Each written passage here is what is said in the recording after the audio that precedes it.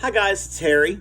I'd like to talk to you today about motivation. Now this is video number 5 in my series on depression and motivation, but this video is pure motivation. It's going to have very little to do with depression. The only thing I'll say on the onset is people who suffer from clinical depression need very strong motivation to hit their goals. It may even be more important for them than for people that have just your average psyche.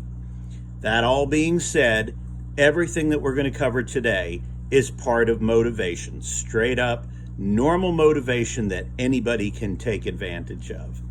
So first, let's talk about the different types of motivation.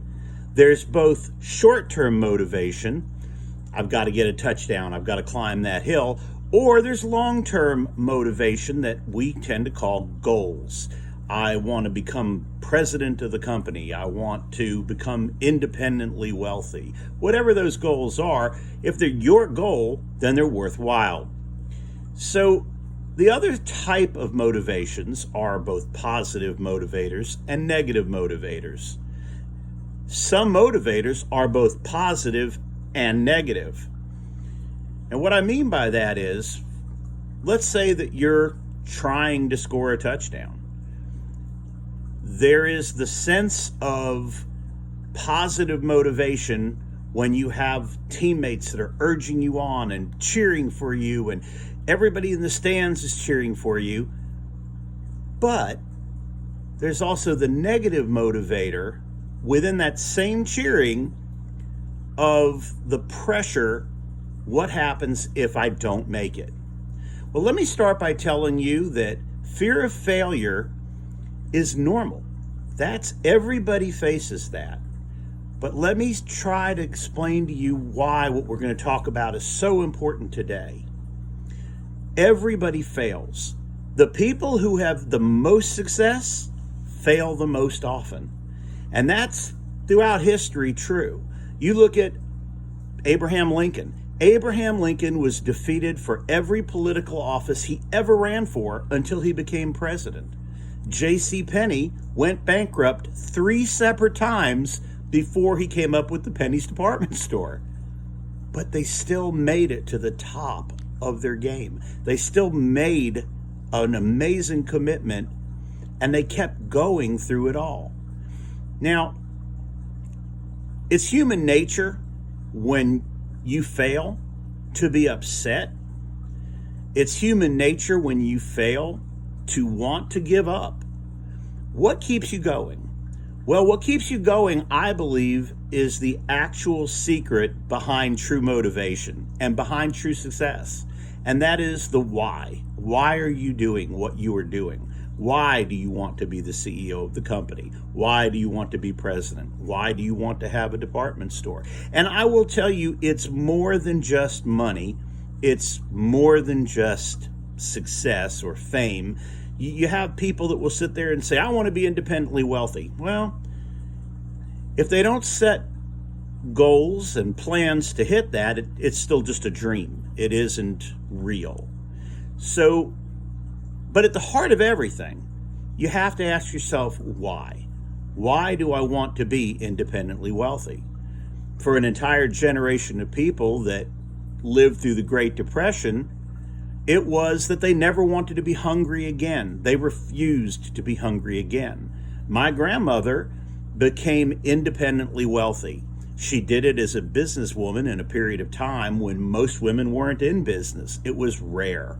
Most women were homemakers, or they were a secretary, or they weren't an independent business person. But my grandmother had been through the Great Depression, had stood on a soup line, had lost their family business, and knew that her driving motivator was that she was never going to be in that situation again. There is an entire group of people that serve this country in our military. Now, those people, they have a totally different why. They have the why of patriotism in most cases. And certainly in the Great War, in World War II, that was the driving factor. We are going to preserve our country. We are going to preserve our freedoms. And it led to what most people have considered and called them the greatest generation. They did things that normally weren't possible, and they made it happen because of their why, because of their motivation behind saving this country. So examine what your motivations are, your true motivations. It's not necessarily your goal. It can be your goal, but it isn't necessarily your goal. And I've found in most cases it's not your goal. If you look at the reason for why I'm making these videos are hard. They're hard because you put yourself out. You tell people about yourself and you tell things about yourself that aren't always easy. But my why is because I truly want to help people. In my line of work as a service advisor for a great company, I have been very successful, more successful than what's average. I've been successful because of the fact that my goal was not to be a successful service advisor. My goal was to help people. My goal and my why was the same. My why was I wanted to help people. Now, to some people, that wouldn't be a strong enough why. To me, it was. It was a strong enough why to overcome negative feedback. It was a strong enough why to overcome a long drive to and from work. It's a strong enough why to put yourself out there day after day after day in 100-degree weather, in the rain. It doesn't matter. That was my why. My why was to give something back. I've reached a stage in my life and in my career where I am now at a point where I want to give something back. And that's become the all-encompassing why behind what I do. Your why may be to provide for your family or to give them a better life than what they currently have or have had in the past. That's an admirable why. Just make sure when you're examining your why that your why is stronger than your fear of failure. I'm going to say that again. Make sure that your why is stronger than your fear of failure. If your why is strong enough, you'll fail. You'll fail again.